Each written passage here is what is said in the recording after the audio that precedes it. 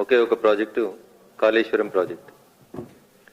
So Kaleshwaram ప్రాజెక్టులో అవినీతి జరిగింది అనేది అందరం మాట్లాడినటువంటి అంశం, అందరి నోర్లలో నాంతూ వచ్చినటువంటి అంశం. జరిగినటువంటి అవినీతికి సంబంధించి భారత ప్రభుత్వం కాగ్ ఆధ్వర్యం లోపల ఒక స్పష్టమైనటువంటి నివేదిక ఇవ్వాలని చెప్పి కాగ్ గత సంవత్సరం నుంచి తెలంగాణ రాష్ట్ర ప్రభుత్వానికి పలు దఫాలుగా ఉత్తరాలు రాస్తూ వచ్చింది. మార్చి 2023లో చివరిసారిగా కాగ్ నుంచి తెలంగాణ రాష్ట్ర ఇరిగేషన్ శాఖ ప్రత్యేక అధికారి governor doctor Rajat Kumar, special chief secretary to government irrigation and command area development department తెలంగాణకి మార్చి 2023 లోపల కాళేశ్వరం ప్రాజెక్టు మీద జరిగినటువంటి పూర్తి వివరాలతో కూడినటువంటి ఒక నివేదిక నియమని చెప్పి కంట్రోలర్ అండ్ ఆడిటర్ జనరల్ భారత ప్రభుత్వం నుంచి మార్చి 2023లో ఒక లేఖ వచ్చింది. In the capacity of special chief secretary